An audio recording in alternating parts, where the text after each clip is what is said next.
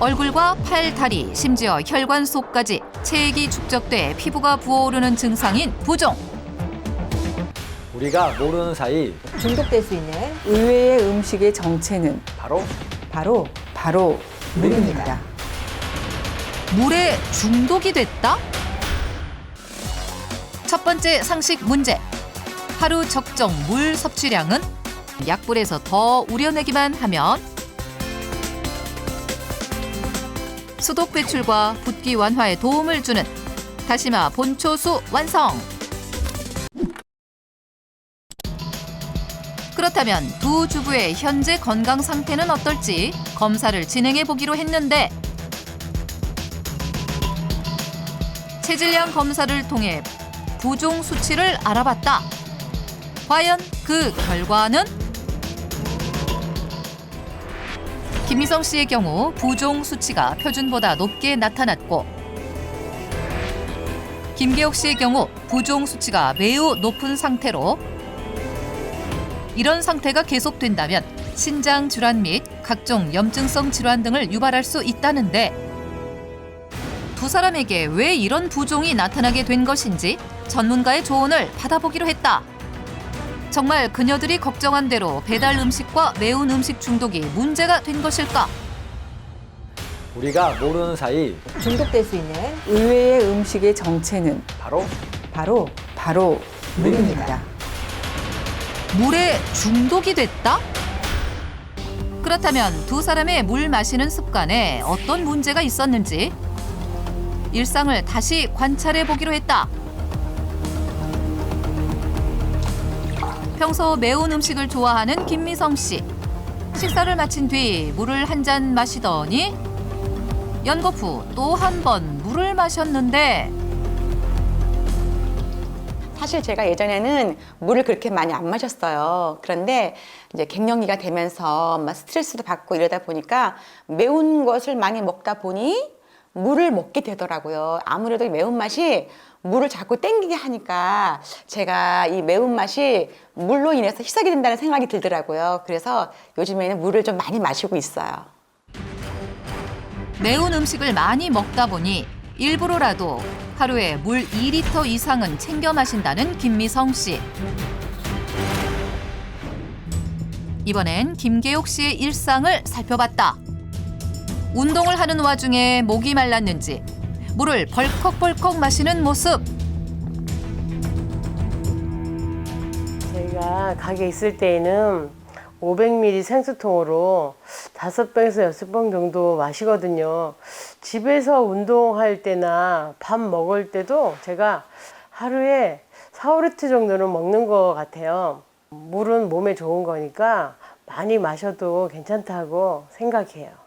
사람의 체질에 따라 다를 수 있지만 일반적으로 맵고 자극적인 음식을 과다 섭취하면 체내에서는 이를 대사하면서 과잉 독소가 발생하게 되거든요.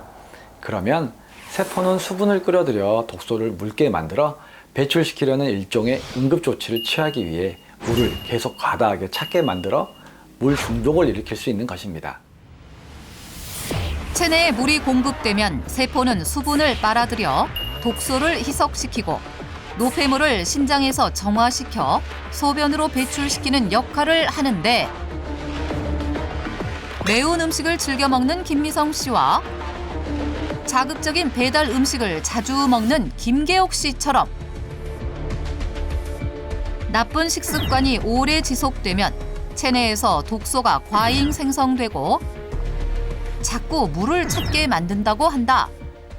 문제는 독소 배출을 위해 물을 과다 섭취하다 보면 수분을 빨아들이는 세포의 크기는 점점 커지게 되고 체내의 수분 대사를 원활하지 못하게 만드는 것인데요.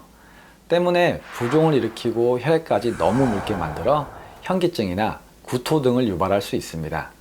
게다가 물을 지속적으로 과다 섭취하게 되면 내성이 생기듯 물을 더욱더 섭취하게 만들게 되는 악순환이 될 수 있다는 겁니다. 그렇다면 물 중독에서 탈출하려면 어떻게 해야 할까? 첫 번째 상식 문제. 하루 적정 물 섭취량은? 정답은 4번. 사람의 체형에 따라 다르다. 본인 체중의 30을 곱한 값으로 개인이 마셔야 되는 적정한 물의 양을 알 수 있습니다. 예를 들어서 몸무게가 50kg인 경우에 1.5리터가 적정량인 셈입니다. 또한 물을 마실 땐 한 번에 500ml 이내, 1시간에 1000ml 이내로 천천히 나눠 마시는 게 좋다고 한다. 물 중독 예방을 위한 두 번째 상식 문제. 다음 중 적절한 물 섭취 시간대가 아닌 것은? 바로 3번. 식후 곧바로 물을 마시게 되면 소화 효소가 희석이 돼서 소화불량을 야기할 수 있습니다. 또한 국이나 찌개로 수분 섭취를 대신하기 때문에 별도로 물을 마실 필요는 없어요. 식후 1시간 후부터 물을 마실 것을 추천드립니다. 한약에서 모든 약성을 가진 식재료를 뜻하는 본초. 과연 본초수란 무엇일까? 본초수라고 하는 것은 일반적인 물에 그 식물들이 가지고 있는 음양 성분들을 첨가시켜서 내 체질에 맞게 만들 수 있는 체질수다라고 생각하시면 좋습니다. 평소 적정량의 일반 물을 섭취하면서 이 본초수를 함께 마셔준다면 몸속 균형을 맞춰주기 때문에 특히 수독이 쌓이는 걸 예방하고 노폐물을 배출하는 데 도움을 받을 수 있습니다. 물 적정 섭취량과 더불어 본초수를 아침 식사 1시간 후 한 잔 마시고 자기 1시간 전에 한 컵씩 하루 500ml 정도 섭취하면 수독 배출에 도움이 된다는데 무엇보다 음양의 조화를 맞춰 본초수를 만드는 게 중요하다고 한다.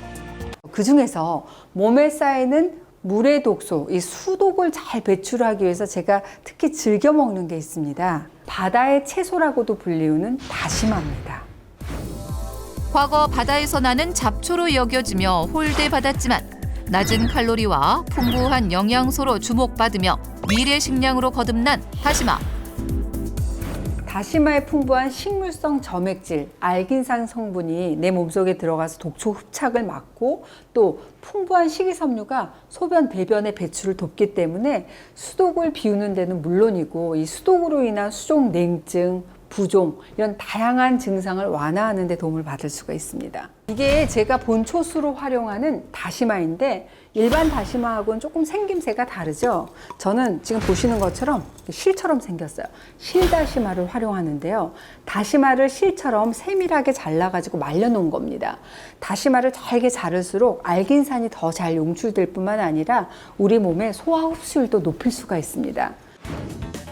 일반적인 다시마를 잘게 잘라 사용하면 알긴산 용출이 잘 이루어지므로 실 다시마가 없다면 다시마를 잘게 잘라 사용해도 무방하다. 하지만 이 다시마는 음의 성질을 가지고 있어요. 그렇기 때문에 다시마와 양의 성질을 가진 짝꿍 식재료를 함께 넣어서 본초수를 만들고 있는데요. 짝꿍 식재료가 뭔지 궁금하시죠? 잠시만요.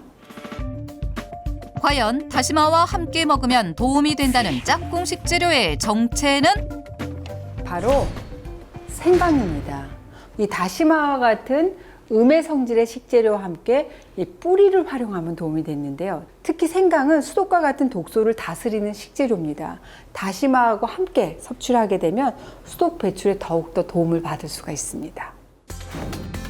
내 몸속 음양의 조화를 맞춰 수독 배출에 도움을 주는 다시마 본초수 만드는 법. 말린 실다시마 반줌과 얇게 썬 생강편 반줌을 준비한다. 먼저 물 500cc에 실다시마를 약 30분간 센 불에서 우려낸다. 30분이 지난 뒤 생강편을 넣고 20분간 약불에서 더 우려내기만 하면